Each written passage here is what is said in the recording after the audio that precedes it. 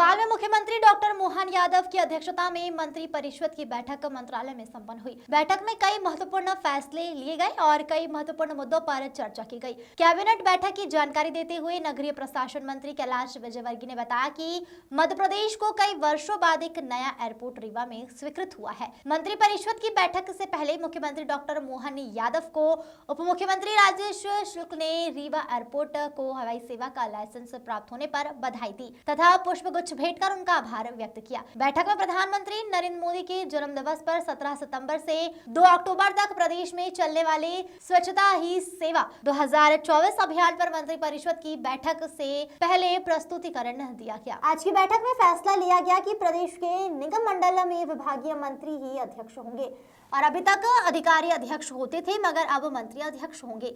इसके अलावा सोयाबीन की एमएसपी बढ़ाने और 4,800 रुपए प्रति क्विंटल करने को लेकर राज्य सरकार को पत्र लिखा जाएगा ताकि किसानों को बाजार भाव के अनुसार न्यूनतम राशि सरकार से मिल सके। कैबिनेट बैठक में प्रदेश के संभाग जिले तहसील के लिए गठित पुनर्गठन आयोग को मंजूरी मिली है। इसके अलावा उज्जैन में पवित्र शिप्रा नदी में वर्ष भर प्रभाव बनाए रखने के लिए 614 करोड़ रुपए की परियोजना को भी मंजूरी मिली है। कैबिनेट बैठक में इंदौर के पास पीथमपुर इंडस्ट्री एरिया में पीपीपी मोड पर बनने वाले मल्टी मॉडल लॉजिस्टिक पार्क को लेकर चर्चा की गई जिसमें 4,500 लोगों को रोजगार मिलेगा और इसी के लिए कई सुविधाएं होंगी। स्वास्थ्य विभाग के लिए नवीन पद स्वीकृत किए गए हैं। सागर में हॉस्पिटल को अपग्रेड किया जाएगा। 750 बेड से 1,100 बेड की क्षमता वाला अस्पताल बनाया जाएगा। साथ ही वहां मेडिकल की सीट बढ़कर 250 हो जाएगी। बुंदेलखंड में तेंदुपत्ता आयोग को पुनर्जीवित किया जाएगा। महाबीड़ी आयोग को बढ़ावा दिया जाएगा। ब्यूरो रिपोर्ट है कि 78 के बाद मध्य प्रदेश में कोई एयरपोर्ट नहीं बना था, पर हमारे यशस्वी मुख्यमंत्री डॉक्टर मोहन यादव जी के प्रयास से और हमारे डिप्टी सीएम श्री राजेश शुक्ला जी के प्रयास से रीवा में एक नया एयरपोर्ट स्वीकृत किया गया है। मैं समझता हूं कि ये मध्य प्रदेश के लिए बहुत बड़ी उपलब्धि है और ये हमारे प्रदेश में पर्यटन को बहुत बढ़ावा देगा। आप सभी जानते हैं कि 17 सितंबर को हमारे देश के यशस्वी प्रधानमंत्री नरेंद्र मोदी जी का जन्मदिन है। हर वर्ष हम स्वच्छता ही सेवा ऐसा करके स्वच्छता मिशन में काम करते हैं और समाज को भी लगाते हैं। इस वर्ष हमने स्लोगन दिया है, स्वभाव स्वच्छता, संस्कार स्वच्छता। स्वभाव भी हमारा स्वच्छता का हो और हमने संस्कार भी स्वच्छता के हों। उसमें हमने कोशिश की है कि हम समाज के हर वर्ग को जोड़ें। उसके अंतर्गत युवाओं के लिए मैराथन होगी, मानव श्रृंखला होगी, महिलाओं की रंगोली प्रतियोगिता होगी, बच्चों की चित्रकला प्रतियोगिता होगी और साथ में सफाई मित्र जो हमारे हैं उनके परिवार की भी चिंता, उनके कॉलोनी की चिंता, उनके बच्चों के स्वास्थ्य की चिंता, उनके बच्चों की शिक्षा की चिंता, उनका स्वास्थ्य परीक्षण, ये सब भी हम कराएंगे। कुल मिलाकर एक जन भागीदारी से जन चेतना जागृत हो, इसका प्रयास होगा और यह 17 सितंबर से 2 अक्टूबर तक ये अभियान चलेगा। और एक इसमें जो विशेष बात है जिस पर हमने फोकस किया है कि अनेक स्थानों पर ग्रामीण क्षेत्रों में भी और शहरी क्षेत्रों में भी कुछ ऐसे स्थान होते हैं जो हमेशा ही गंदे होते हैं। हमने उसको नाम दिया है ब्लैक स्पॉट। इस ब्लैक स्पॉट को अपने अपने गाँव में, अपने अपने शहरों में, अपने अपने वार्डों में यदि कोई है तो उसको स्वच्छ रखना, उसको अच्छा बनाना, एक चुनौती के रूप में उसको लेना। ब्लैक स्पॉट को समाप्त करके वहाँ अगर हम कोई पार्क बना सके, वहाँ हम कोई सीनियर सिटीजन्स के लिए बैठने की व्यवस्था कर सकें, तो ये हम आग्रह करेंगे पूरे प्रदेश के लोकल बॉडीज़ को भी और जनप्रतिनिधियों को भी। और सभी जनप्रतिनिधियों से कहा गया है, सभी प्रभारी मंत्रियों से भी एक निर्देश दिए गए हैं माननीय मुख्यमंत्री जी के द्वारा कि 17 सितंबर को सब अपने अपने प्रभार के जिलों में इस स्वच्छता अभियान की शुरुआत करें। एक और आज बड़ा डायनेमिक डिसीजन माननीय मुख्यमंत्री ने लिया है कि जितने भी निगम मंडल हैं वहाँ पर अभी तक प्रमुख सचिव अध्यक्ष थे, अब सारे निगम मंडलों में मंत्री ही अध्यक्ष होंगे। तो अब जितने भी जैसे मैं यदि मेरे यहाँ कहूँ तो हाउसिंग बोर्ड के हमारे अभी तक प्रमुख सचिव अध्यक्ष थे, आज से माननीय मुख्यमंत्री जी के निर्देश पर मैं अध्यक्ष रहूँगा उसका। पॉलिटिकल नियुक्ति नहीं होगी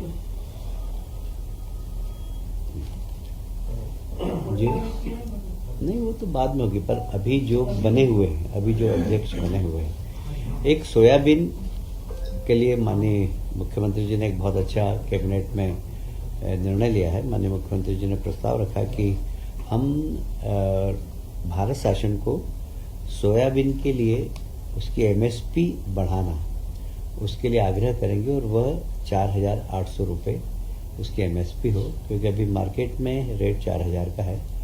तो किसानों में उसको लगता है कि उत्पादन हमारा बहुत हुआ है, अच्छा उत्पादन हुआ भगवान की दया से, पर उन्हें रेट नहीं मिल रहे हैं, इसलिए ज़रूरी कि उनको अच्छे रेट मिले। इसलिए राज्य सरकार स्वयं पहल कर रही है अपनी ओर से कि एमएसपी में रेट बढ़ाकर 4,800 रुपये प्रति क्विंटल किया जाए। एक पुनर्गठन आयोग बना हुआ है। माननीय मुख्यमंत्री जी ने आज निर्देश दिए हैं सभी प्रभारी मंत्रियों को कि अपने अपने प्रभार के जिलों में भौगोलिक स्थिति को देखकर, उसकी जनसंख्या को देखकर किस प्रकार उसका सीमांकन कर सके, पुनर्निर्धारण कर सके हम, इसके लिए सभी प्रभारी मंत्री अपने अपने क्षेत्रों में इस पुनर्गठित आयोग के माध्यम से सीमांकन हमारे जिले का किस प्रकार का हो, तहसील का किस प्रकार का हो, वो वहाँ पर जनप्रतिनिधियों के साथ बैठकर सुनिश्चित करें।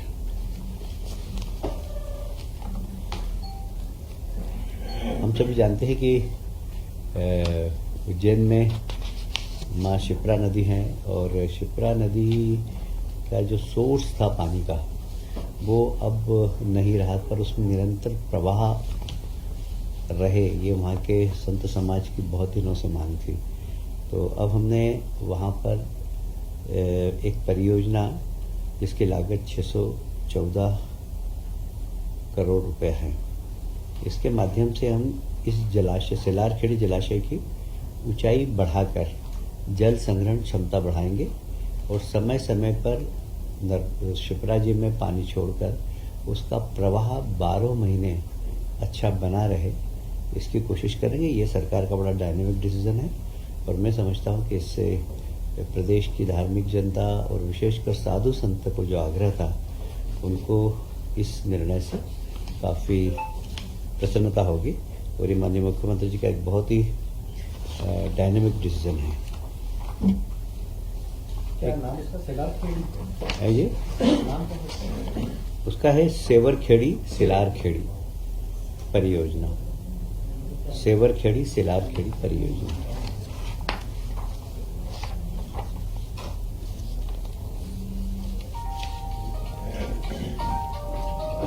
एक डोकरी खेड़ा जलाशय में एक जो कमांड इलाका था, वहाँ के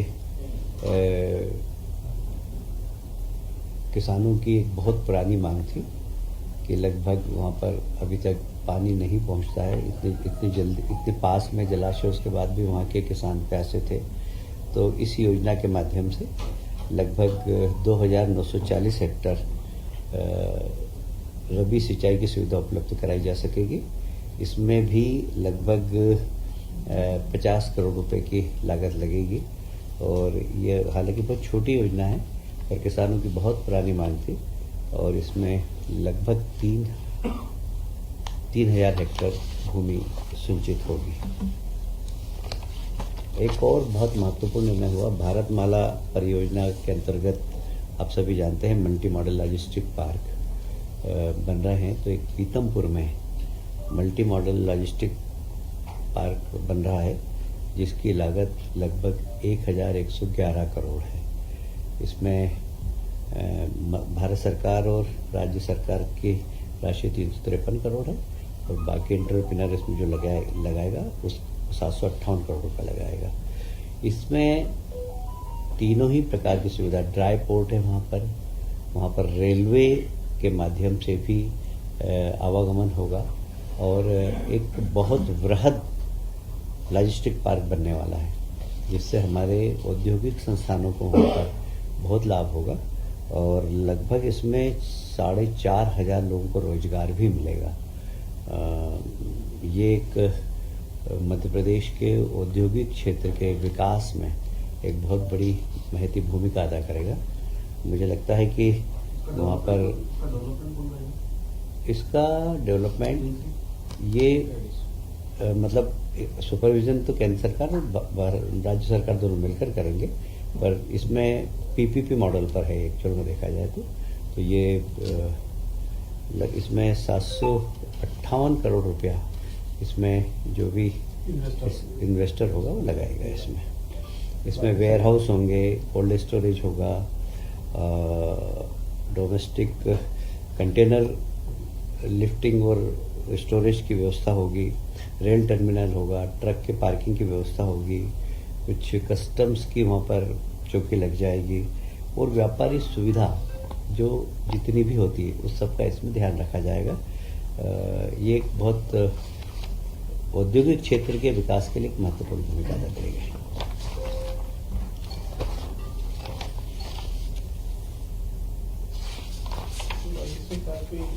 लाभ है तो इंदौर को ज़्यादा और पीथमपुर को ज़्यादा है।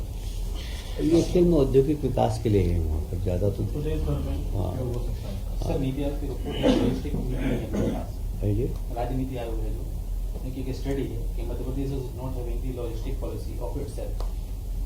काहे को किसके लिए लॉजिस्टिक की नीति नहीं है मध्य प्रदेश के पास। ये है कैसे नहीं उनकी रिपोर्ट है पूरी। किन की रिपोर्ट है? राज्य